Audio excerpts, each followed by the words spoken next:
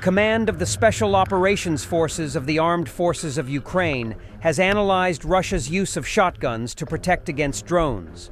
German publication Hartpunkt reported on this, citing a document they obtained. The document defines unmanned aerial vehicles as an indispensable and cost-effective means of reconnaissance, fire control, and a weapon carrier. Therefore, both Russians and Ukrainians have chosen the 12-gauge shotgun as a cheap means of defense against a cheap means of destruction. However, it is clear that the effectiveness of shotguns is limited to close range, and that they can only effectively engage slow targets at low altitudes.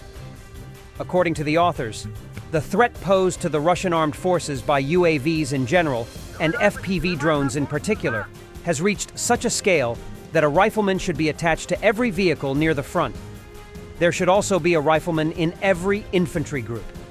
In the case of vehicles, a guard in the back of the vehicle has proven to be a particularly successful measure, since most drone attacks are carried out from this direction.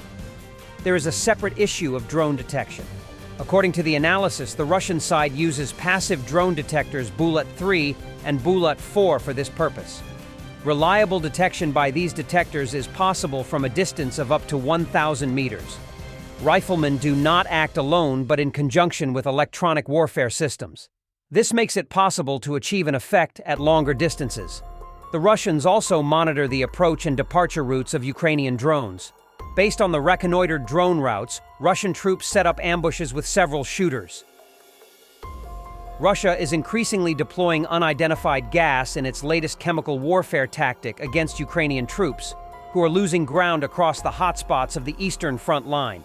Ukraine is currently unable to identify the majority of the gas used on the battlefield, compared to previous months when it could diagnose about half of the chemicals, according to Ukrainian Colonel Artem Vlasiuk.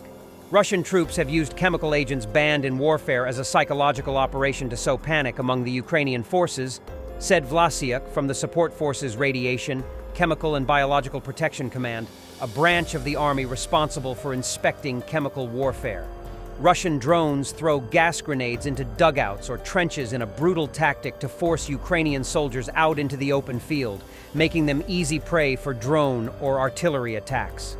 Of the 323 recorded cases of Russia's chemical attacks in October, nearly all except 15 incidents were unidentified, Vlasiuk told the Kyiv Independent. The officer said that Ukraine struggled to identify the new types of gas because it lacked sophisticated high-end detector technology to diagnose beyond the few prototypes in its library.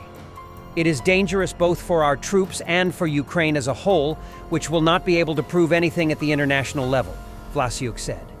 Ukraine needs hundreds of complex detectors that cost $100,000 to $600,000 each to better identify what exactly is being used by Russian troops, according to the colonel. Kyiv also needs additional simpler ones already being used to identify whether there are dangerous chemicals, he said. The insufficient number of detectors to identify gas makes it harder for Ukraine to record what Russian troops are deploying, in what quantity, and in which parts of the front line, Vlasiuk added. The colonel said gaining Western interest in providing these sophisticated detectors to Ukraine has proven difficult. Other resources seen as more crucial, such as ammunition, are usually considered the priority. The recruitment center of the Ukrainian Legion in Poland has received over 500 applications in a month from Ukrainians living in 30 countries, Ukrinform reported, citing the center's officials. The Legion was unveiled in July as a volunteer military unit made up of Ukrainian men living in Poland and trained by the Polish Armed Forces. The first volunteer recruitment center was opened in October at the Ukrainian consulate in the eastern Polish city of Lublin. The unit is part of an effort to replenish the ranks of Ukraine's military as the all-out war with Russia goes on for over 2.5 years. Most applications came from Poland and Czechia, but Ukrainians living in the UK, Ireland, the US, and Canada also submitted requests, Ukrinform wrote. While the center's officials believe that not all applicants will end up signing a contract, they deem the turnout to be a good first result. The Legion will allow Ukrainians to join the fight while being able to return to Poland after completing their service. Under martial law instituted in 2022 after the start of the full-scale war, Ukrainian men aged 18 to 60 are not permitted to leave Ukraine without permission. The UN estimates that 6.7 million Ukrainians were driven abroad as a result of Russia's all-out invasion. This is in addition to a sizable diaspora living in Europe, the US, Canada, and elsewhere since before 2022. The first volunteers are expected to sign a contract before the end of the year and begin training in Polish training grounds. Around 90% of the applicants were men, and roughly 80% had no previous military experience, Ukrinform reported. Ukrainian drone operators targeted a Russian Buk M2 anti-aircraft missile system launcher in the Luhansk region. The communications department of the 77th Airmobile Brigade of the Armed Forces of Ukraine published the corresponding video.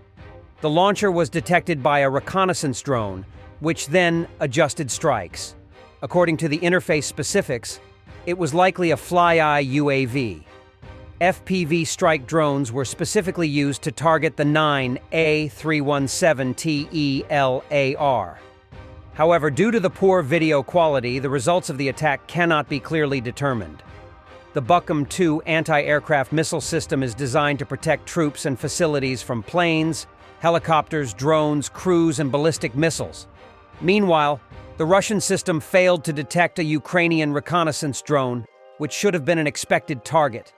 This highlights once again that reconnaissance UAVs remain challenging targets, even for advanced air defense systems. The destruction of such systems reduces both the threat to Ukrainian aircraft striking ground targets and simplifies reconnaissance and strike missions for UAVs. For me, for example, Steve Jobs is in a line of characters where Adolf Hitler is just in line before him. Konstantin Ernst, general director of Russia's propagandist Channel 1, has compared Apple founder Steve Jobs to Adolf Hitler. iPhone чрезвычайно вредная и чудовищная вещь для человека. Она разрушила значительную часть межчеловеческих связей. То есть теперь вы не заезжайте к своим родителям, вы звоните им. Иногда это позволяет вам не заезжать просто месяцами или даже годами. Вы общение с своими друзьями не сводите тоже на звонки, а потом уже на смс-ки, потому что звонить уже сейчас по этике не очень культурно. То же самое происходит с детьми. Вы дали им телефон для того, чтобы знать, где они находятся, а потом, в общем, не завели это. Меня, например, лично Стивен Джобс находится в череде персонажей, где в очереди перед ним незадолго стоит Адольф Гитлер. Вот. Мы не... Thanks for watching, and don't forget to subscribe. Also, if you want to support Warthog Defense, please become our member and get early access to new videos, exclusive members-only videos, and become administrator in comment section. The membership link is in the description. Every day. We had a guy last week, it's 6 rescues in 6 days. You know, he's doing the job every day.